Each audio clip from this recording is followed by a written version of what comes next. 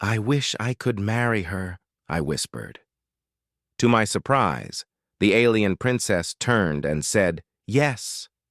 Captain Marcus Chen stood at the window of his ship, watching the crystal planet grow larger as they approached. 3 years of space travel had led to this moment, humanity's first official contact with the Zephyrian Empire. His hands were sweaty inside his dress uniform gloves, but he tried to look calm for his crew. "Captain, we're receiving their welcoming frequency," Lieutenant Sarah Kim reported from the communications desk. Strange musical sounds filled the bridge, like wind chimes mixed with whale songs. Marcus nodded. "Thank you, Lieutenant. Remember, everyone, this is history in the making. We represent all of Earth today."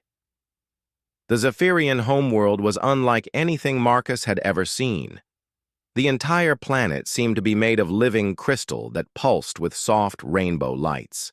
Their cities looked like giant musical instruments, with spires that hummed in the wind and bridges that sang when the wind passed through them. When they landed at the capital spaceport, Marcus got his first look at the Zephyrians themselves. They were tall and thin, their bodies made of the same crystal material as their planet. Light flowed through them like water, changing colors based on their thoughts and feelings. Each one seemed to glow with its own inner music. "Welcome, humans," said Ambassador Thylon, the Zephyrian diplomat assigned to greet them. His voice sounded like several people singing at once. "We have prepared a ceremony in your honor." Marcus bowed politely. "We are honored by your welcome, Ambassador. Earth is grateful for this opportunity to meet your people." The ceremony took place in a massive crystal hall that amplified every sound into beautiful music. Hundreds of Zephyrians gathered, their bodies creating a light show as they communicated through color patterns and harmonic frequencies. Marcus tried his best to follow the complex rules his diplomatic team had studied, but everything felt alien and confusing. Then he saw her, Princess. Lyreley stood on a raised platform at the far end of the hall. Unlike the other Zephyrians, whose light patterns seemed controlled and predictable, hers danced and swirled in ways that reminded Marcus of human emotions. When she looked at him, her crystal body flashed with warm golden light. And for a moment, Marcus forgot where he was. The ceremony continued with long speeches in the Zephyrian harmonic language. Marcus's translator device worked, but the meanings were often unclear. The Zephyrians spoke of logic, order, and the importance of following ancient traditions. They seemed proud of their civilization's stability and their rejection of what they called chaotic emotions.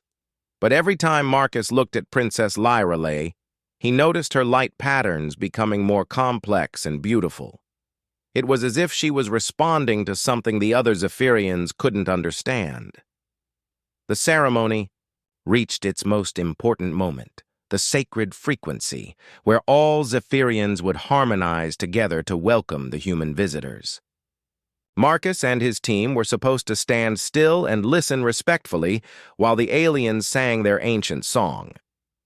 The music began, and it was the most beautiful sound Marcus had ever heard. Hundreds of crystal beings singing as one, their voices, creating melodies that seemed to touch his soul. But as the song continued, Marcus noticed something troubling. Princess Lyreley was not singing with the others. Her light patterns showed distress, and she kept looking at Marcus with what seemed like sadness in her crystalline eyes. Without thinking, Marcus took a step toward her. The music stopped instantly. Every Zephyrian in the hall turned to look at Marcus, their light patterns flashing angry red and orange. Ambassador Thylon's harmonious voice became harsh and discordant.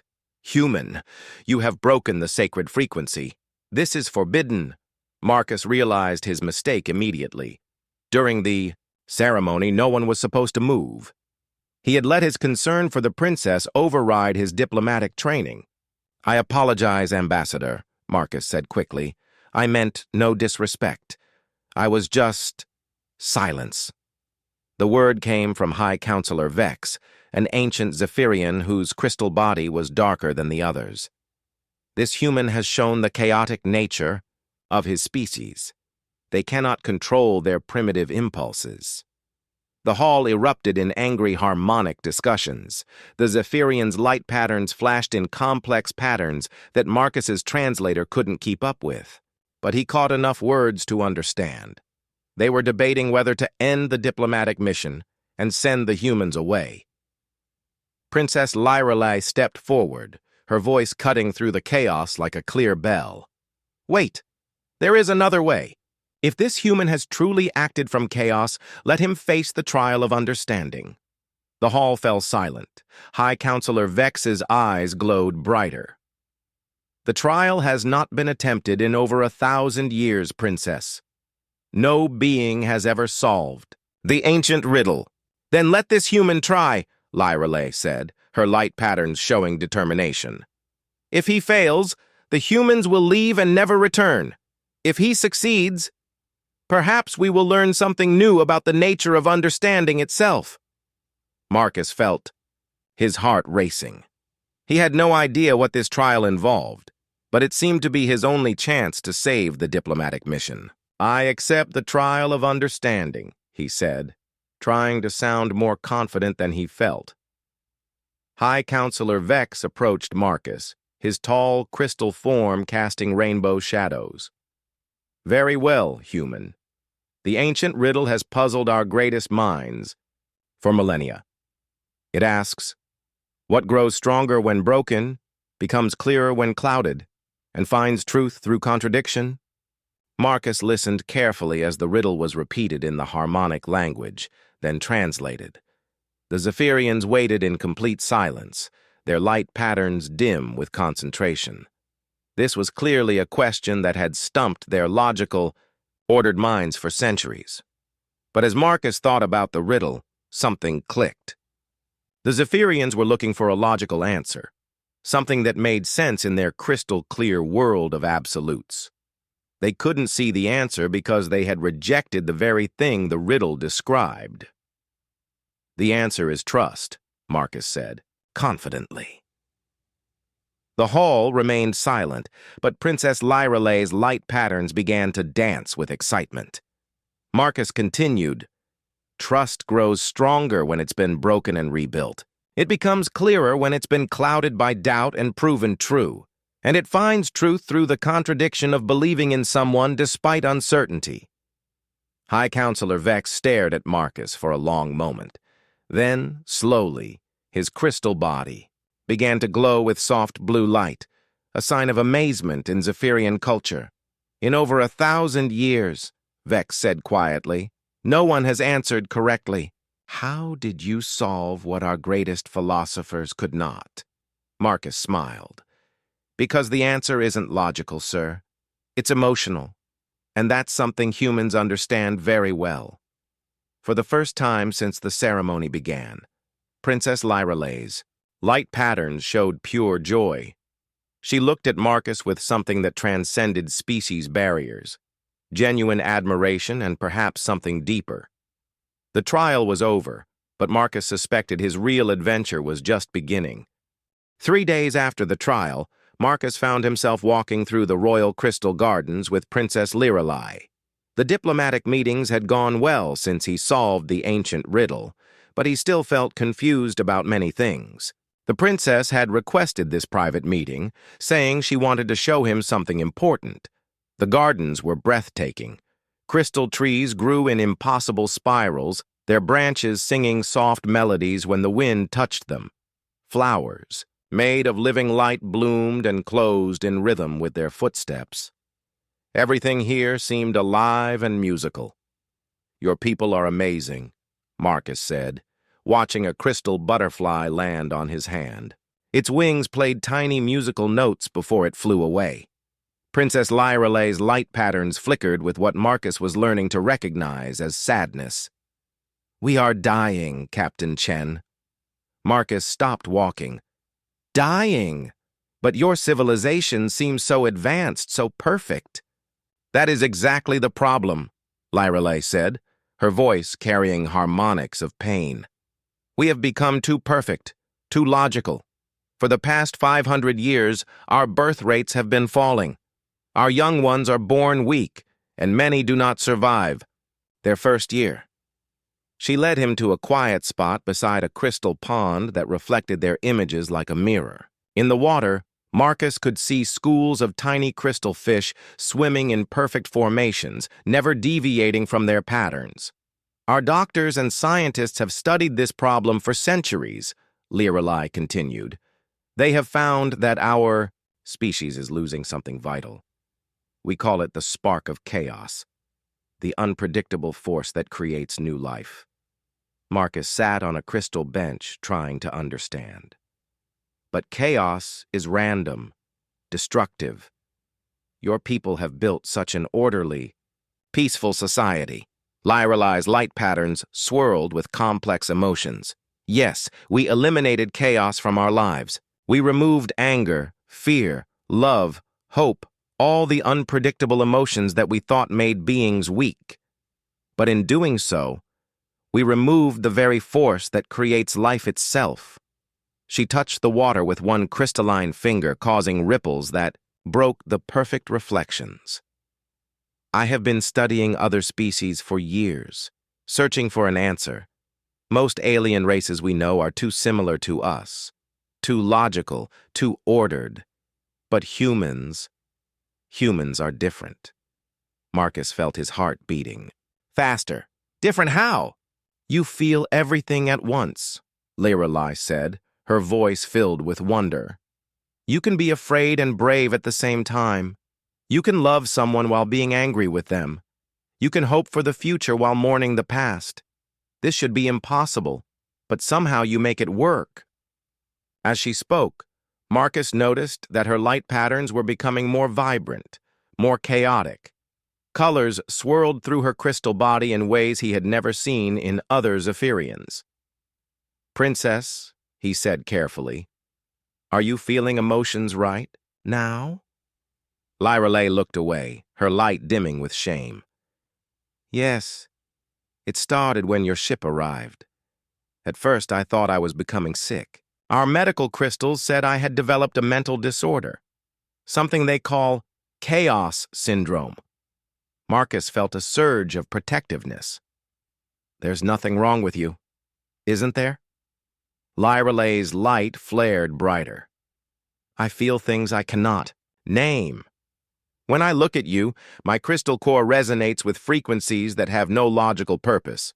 When you solved the ancient riddle, I felt something my people called joy, an emotion we eliminated centuries ago. They sat in silence for a moment, listening to the musical wind in the crystal trees. Marcus realized he was falling for this alien princess, which seemed impossible, but felt completely natural. What you're feeling, Marcus said gently. We call it attraction. Maybe even love. Love, Lorelei repeated the word like she was tasting something new. Our old language had that word, but we stopped using it long ago.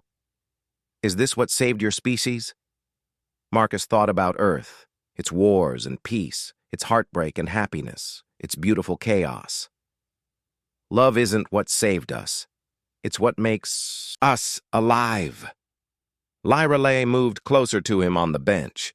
Her crystal form was warm, and Marcus could feel the vibrations of her internal harmonics. I have been watching human entertainment broadcasts, she said quietly. Your movies, your music, your stories, they are full of this love emotion. It makes your people do impossible things. It does, Marcus agreed. It makes us better than we thought we could be. Lorelei's light patterns shifted to soft gold and silver. Captain Chen. Marcus, I need to tell you something that could be considered treason to my people. Marcus turned to face her fully. What is it? I believe the solution to our survival lies in learning from humanity. Not just studying you, but truly understanding what makes you strong. And I believe... She paused, her light flickering with uncertainty. I believe I am falling in love with you. Marcus felt his breath catch. In all his diplomatic training, no one had prepared him for this moment. I have been studying your mating customs, Lirelai continued quickly, as if afraid she might lose courage. I know this seems impossible between our species, but it doesn't seem impossible to me, Marcus interrupted. It seems like the most natural thing in the world. Her crystal body brightened like a star. Truly? Marcus reached out and took her hand. Her crystal fingers were warm and smooth, and he could feel her pulse through the living stone. In my culture, he said, when someone feels this way, they sometimes make a wish.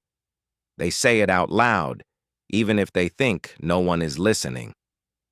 Marcus looked at Lirelai's beautiful alien face, so different from human features but somehow perfect to him. Her light patterns danced with emotions that had no names in her language, but were as clear as words to his human heart. I wish I could marry her, he whispered, thinking he was speaking too quietly for her to hear.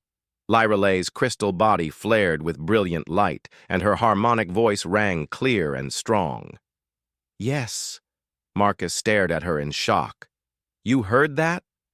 Our hearing is much better than yours, she said, her light patterns showing amusement and joy. And my answer is yes, Marcus Chen of Earth. I want to marry you too. But even as Marcus felt happiness flooding through him, Lirelai's expression grew serious. However, she said, such a union is forbidden by our laws. No Zephyrian royal has ever married outside our species. The High Council would never approve. Marcus stood up, pulling her to her feet. Then we'll have to change their minds. How? Lirelai asked. Marcus smiled, feeling that familiar human determination rising in his chest. We'll show them that love isn't chaos. It's the force that brings order to chaos. We'll prove that emotions don't make us weak. They make us strong, enough to save your entire species. Lirelai's light patterns swirled with hope and fear and love all at once, a perfectly human combination of contradictory emotions. Where do we start? She asked. Marcus looked out at the crystal city beyond the gardens, thinking of all the impossible things humans had accomplished throughout history when love gave them strength. We start by doing something no one expects, he said. We're going to unite your 5 colonies and show the galaxy that the future belongs to those brave enough to feel everything. 2 weeks later, Marcus stood before the High Council of Zephyr, trying to convince them that his marriage to Princess Lirelai could save their species. The ancient crystal beings listened with their usual cold logic, their light patterns showing doubt and disapproval. Impossible, declared High Counselor Vex. Our laws clearly state that royal blood cannot mix with alien genetics. It would create chaos in our bloodlines. But that chaos might be exactly what you need, Marcus argued. Your species is dying because you eliminated all unpredictability from your lives. Princess Lirelai stepped forward, her light patterns steady despite the tension in the room. There is an ancient law, older than our current restrictions. The law of unity states that a royal marriage may be approved if the foreign partner can unite the 5 sacred colonies through acts of harmony. The council chamber fell silent. Marcus had learned that silence among Zephyrians usually meant they were shocked. High Counselor Vex's crystal body darkened. That law has not been invoked for over 2,000 years. The 5 colonies have been separate for centuries. They refuse all contact with each other. Which colonies? Marcus asked. Lirelai's harmonics carried sadness as she explained. Long ago, our empire was one people, but as we became more logical, different groups focused on different aspects of perfection. Now we have the mining colony, obsessed with efficiency. The science colony, pursuing perfect knowledge. The military colony, perfecting combat. The art colony, analyzing beauty. And the trade colony, reducing everything to mathematics. And they hate each other? Marcus asked. Worse, said another council member. They ignore each other. Each believes their way is the only logical path. They have not spoken in 300 years. Marcus felt excitement building in his chest. This was exactly the kind of challenge humans were good at, bringing different groups together through understanding and empathy. "I accept the challenge," he announced. "Give me 6 months to unite the 5 colonies." High Counselor Vex's light. Patterns flashed with what looked like amusement. "Very well, human, but when you fail, you and your species will leave our space forever." 3 days later, Marcus and Lirelai departed for the first colony in a small Zephyrian ship. Their first destination was Minerva Station, the mining colony located in an asteroid field. The mining colony was a harsh place. The Zephyrians there had modified their crystal bodies to be stronger and more durable. They worked constantly, mining precious metals and crystals with perfect efficiency. Their leader, Foreman Crix, spoke only in terms of production quotas and resource extraction. "We have no time for visitors," Crix told them in his deep, grinding voice. "Every moment not spent. Mining is a moment wasted." Marcus watched the miners working. They moved like machines, each following the same precise movements. There was no creativity, no individual expression, just endless, repetitive labor. "You're incredibly efficient," Marcus told Crix, "but aren't your workers getting tired, bored?" "Tiredness and boredom are emotional weaknesses," Crix replied. "We eliminated them centuries ago." Marcus had an idea. He asked Crix to show him the mining records. As he suspected, productivity had been slowly declining for decades, even though the workers never stopped or complained. "Your people are burning out," Marcus explained. "On Earth, we learned that workers need breaks, variety, and purpose beyond just the work itself." "Nonsense," Crix said. "Logic demands maximum efficiency." Marcus smiled. "Then let me show you a more efficient way." Over the next 2 weeks, Marcus introduced human concepts to the miners. He taught them to sing work songs that helped them coordinate better. He suggested rotating jobs so workers wouldn't get mentally numb. He even convinced them to take short breaks for meals and conversation. The results surprised everyone. Productivity increased by 30%. More importantly, the miners started showing light patterns that hadn't been seen in centuries: satisfaction, pride, and even happiness. Foreman Crix was amazed. "How is this possible? Logic says emotions make us weaker. Human logic says emotions give us energy," Marcus replied. "A happy worker is a productive worker." Their next stop was the science colony on a moon covered in massive research laboratories. The scientists there had become so focused on perfect knowledge that they had stopped sharing information with each other. Each researcher worked alone, afraid that collaboration might contaminate their pure logic. Dr. Zeln, the lead scientist, showed them around proudly. "We have achieved perfect isolation of variables," she explained. "No researcher influences another's work." Marcus watched the scientists working in separate labs, each studying similar problems but never talking to each other. It seemed incredibly wasteful. "But don't you want to solve problems faster?" he asked. "Speed is less important than purity of method," Dr. Zeln replied. Marcus convinced Dr. Zeln to let him try an experiment. He organized a meeting where different researchers shared their work with each other.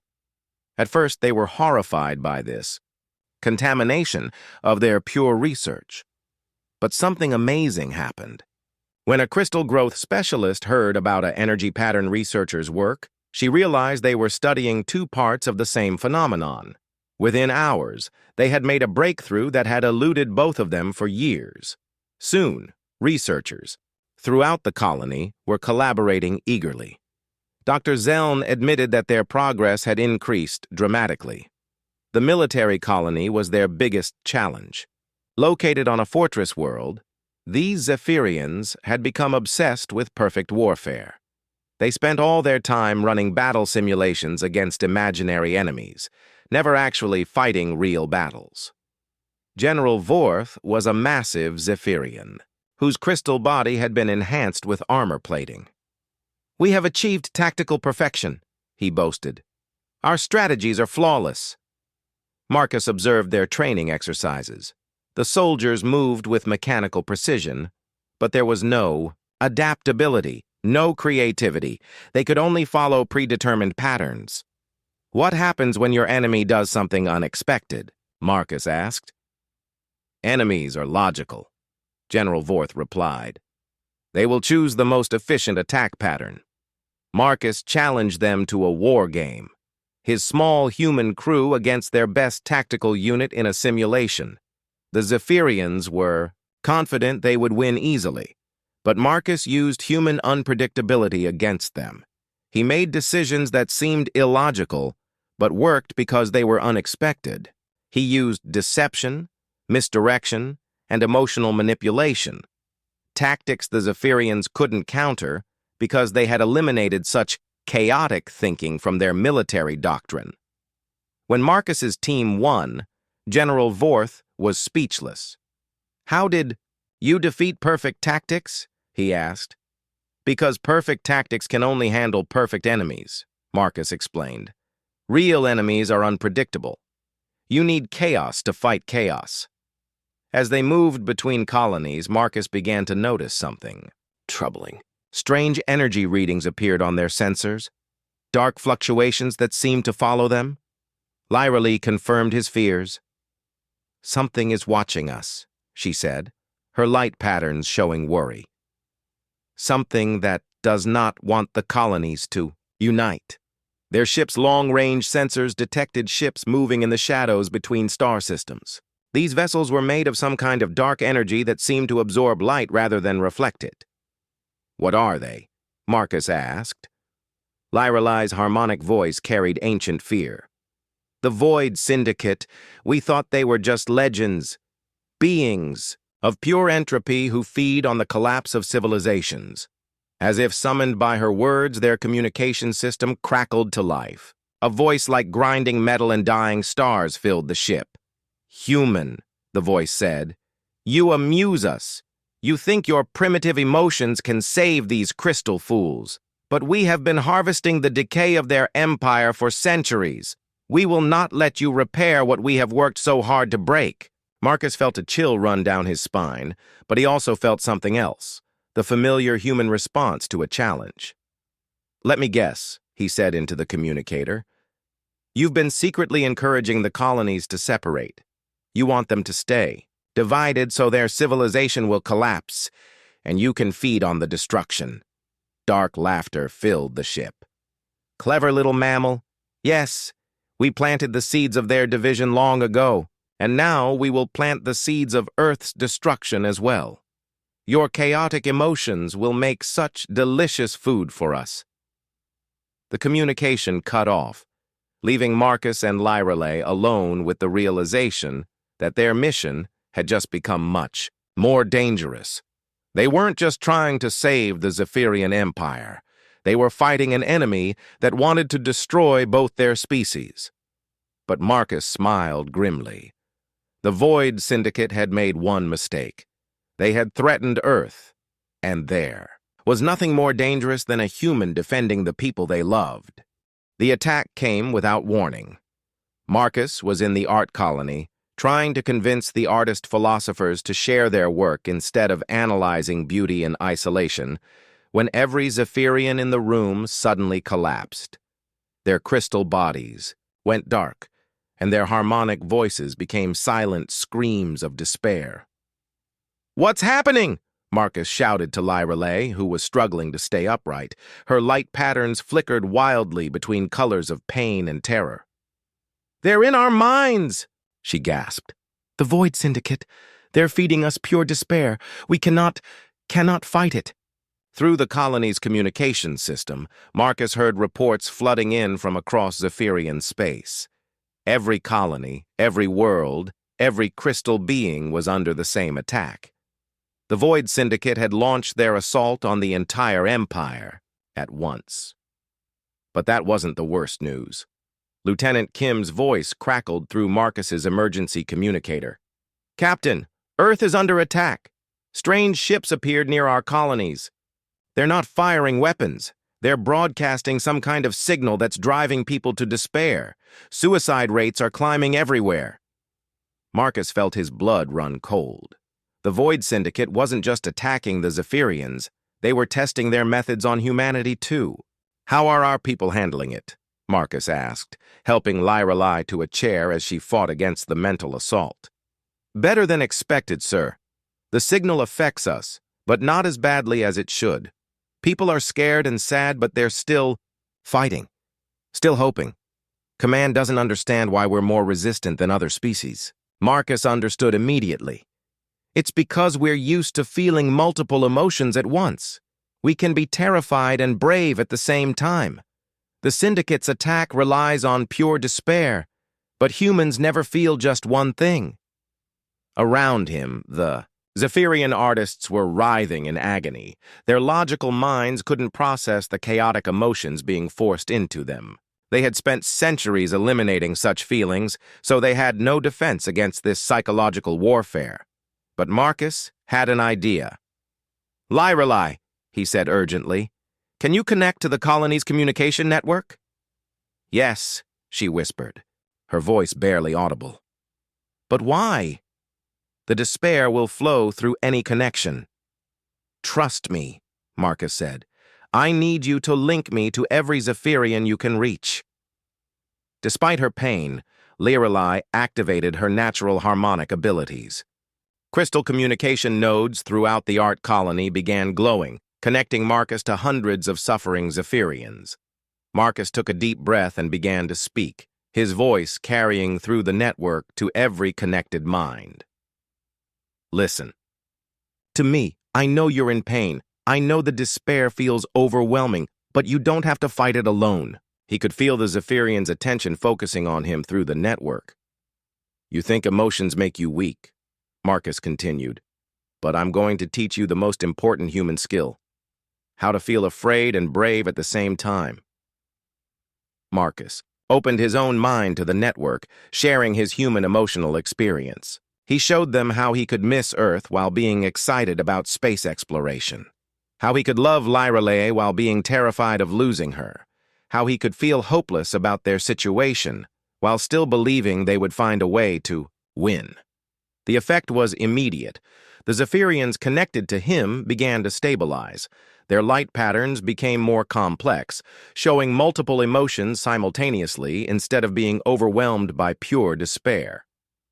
"You see," Marcus said, "the Syndicate expects you to feel only one thing at a time, but life is complicated. You can be sad about your situation and still have hope for the future." Word spread quickly through the Zephyrian communication networks. Survivors began linking up with Marcus, learning to balance their emotions instead of being crushed by them. Slowly, colony by colony, the Zephyrian Empire began to fight back. But the Void Syndicate noticed the resistance. Their dark ships materialized around the art colony, blotting out the stars with their light-absorbing hulls. The lead vessel opened a communication channel, and that grinding voice filled the air again. "Clever human.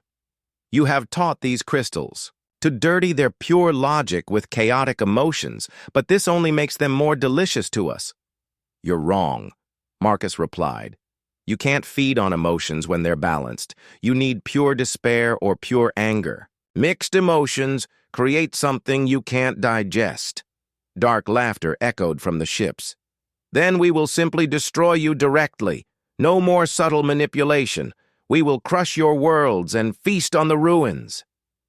The Syndicate ships began charging, weapons that looked like tears in space itself, dark energy cannons that could unmake matter at the molecular level.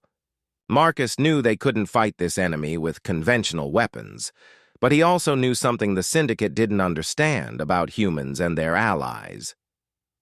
"Lyrelai," he said quietly, "can you connect me to all 5 colonies at once, and to Earth's communication network?"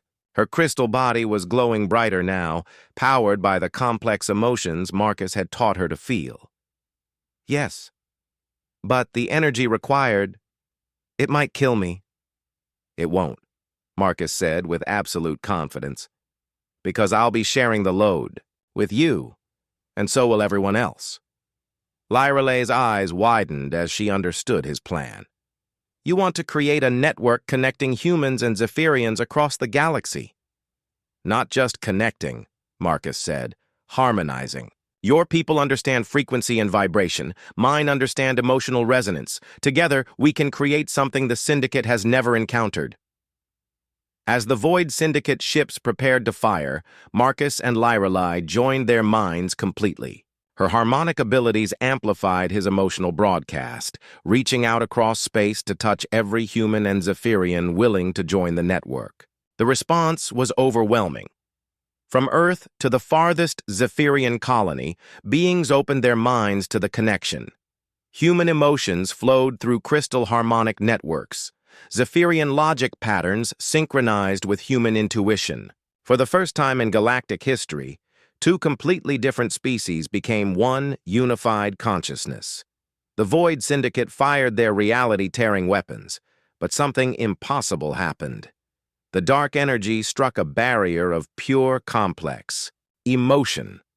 Millions of beings feeling fear and hope, sadness and joy, anger and love all at the same time. The weapons couldn't process the contradictory data. Dark energy that was designed to unmake pure states of matter couldn't affect something that existed in multiple states simultaneously. The barrier held. More than that, it began to push back.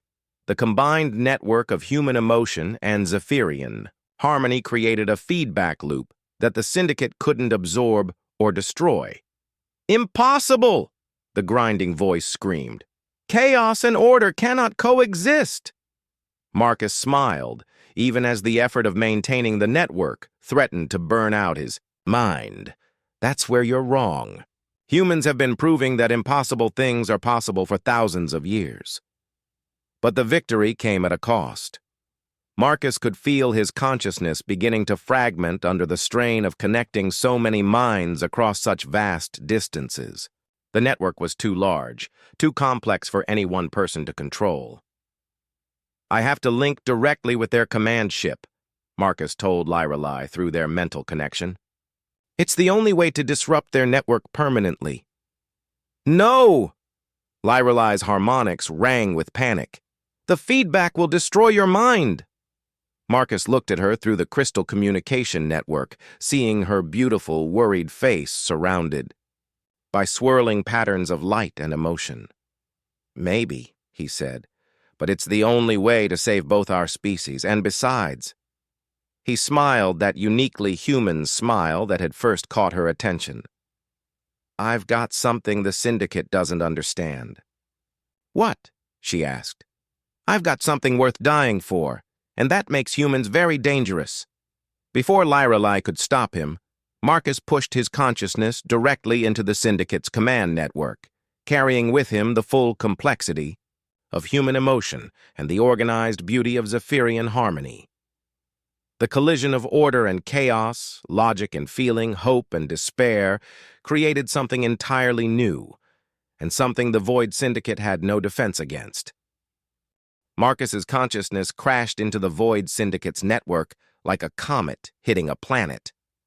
For a moment that lasted forever, he was trapped in a maze of pure entropy, corridors of despair, rooms filled with the screams of dying civilizations, libraries of collected suffering. The Syndicate entities surrounded his mind like hungry shadows. "Foolish human," they whispered in voices like breaking glass. "You have delivered yourself to us. We will feast on your chaos for centuries." But, as they reached out to devour his consciousness, something unexpected happened. Marcus's human emotions weren't just chaotic.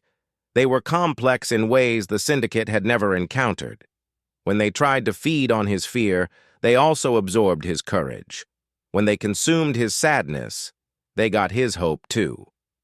For the first time in their existence, the Void Syndicate entities experienced contradictory emotions simultaneously. What is this?" Their collective voice stammered, filled with confusion. Marcus smiled within the dark network. "This is what it means to be human. We don't feel just one thing at a time. Every emotion comes with its opposite, balanced and whole.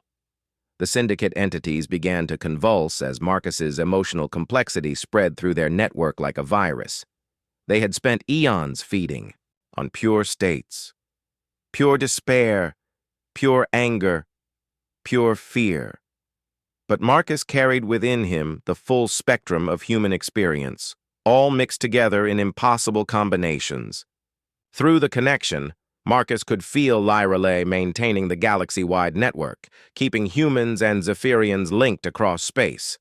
Her harmonic frequencies gave structure to his chaotic emotions, while his feelings gave life to her crystalline logic. "I understand now," Marcus said to the writhing syndicate entities. "You're not evil. You're just incomplete. You've been feeding on the decay of civilizations because you don't know how to create anything yourselves." The syndicate's leader, a being of pure entropy that had existed since the universe was young, materialized before Marcus's consciousness. It looked like a hole in reality, outlined by dying stars. "We are destruction," it said. "We are the end of all things. That is our nature." "No," Marcus replied firmly. "That's just what you chose to become. But choice means you can choose something different." Marcus reached out with his human empathy, the same quality that had helped him unite the Zephyrian colonies. For the first time, he tried to understand what the Void Syndicate truly was. What he found surprised him. Beneath all the destruction and entropy, he sensed something familiar: loneliness. The syndicate entities were ancient beyond measure, but they had never learned to connect with other beings except by destroying them. "You're not monsters," Marcus realized. "You're just afraid. You destroy civilizations because you don't know how to be part of them." The syndicate leader recoiled. "Impossible. We feel nothing but hunger." "Then feel something else," Marcus said. He opened his mind completely, sharing not just his emotions, but his memories. He showed them Earth, its beauty and ugliness, its wars and peace, its failures and triumphs. He showed them Lyreley, and how love had grown between two completely different species. Most importantly, he showed them what it felt like to be part of something larger than yourself. The effect rippled through the syndicate network. Entities that had known only destruction for billions of years suddenly experienced wonder, curiosity, even joy.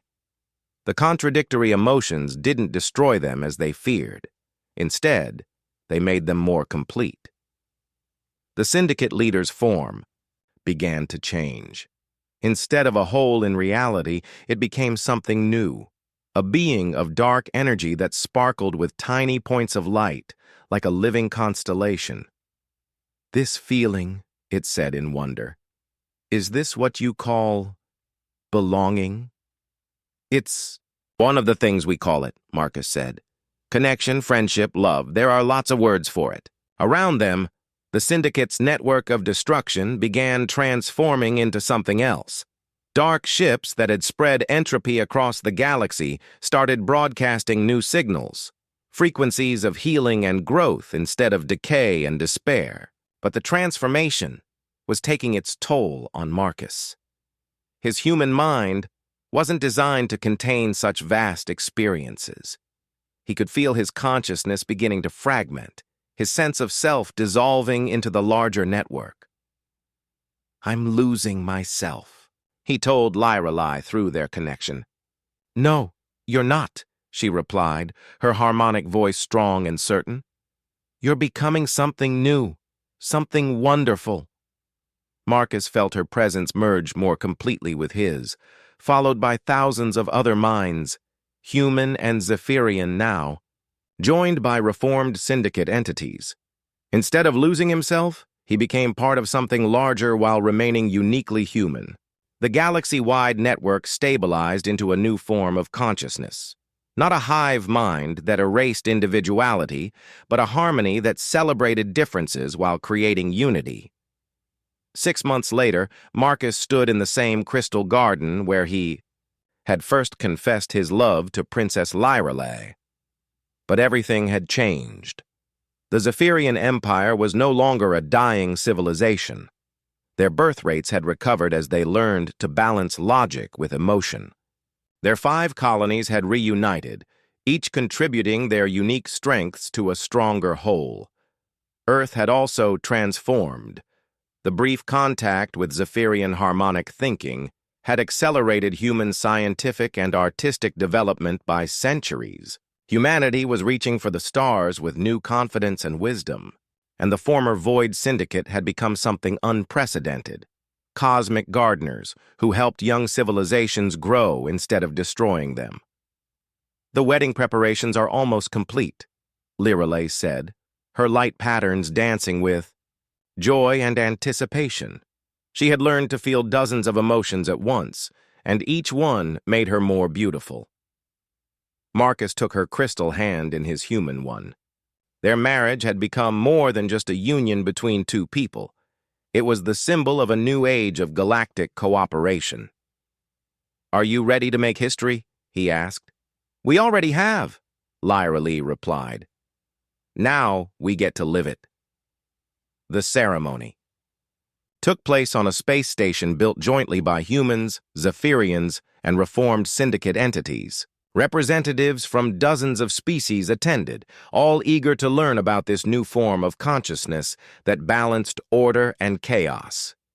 High Counselor Vex, his crystal body now swirling with emotion colors, performed the ceremony. "By the ancient laws of harmony and the new laws of understanding," he announced, "I pronounce you bonded across species, across worlds, across the very fabric of space itself." As Marcus and Lirelei kissed, their combined consciousness touched the galaxy-wide network they had helped create. For just a moment, every connected being, human, Zephyrian, and reformed syndicate, felt the pure joy of perfect love. The Academy of Harmonic Diplomacy was established 1 year later on a beautiful world that existed half in normal space and half in the dimension where the syndicate entities lived. Students came from across the galaxy to learn the new art of emotional harmony. Marcus and Lirelei served as the first co-directors, teaching species after species that their greatest strength came not from perfecting their individual traits, but from learning to work together despite their differences.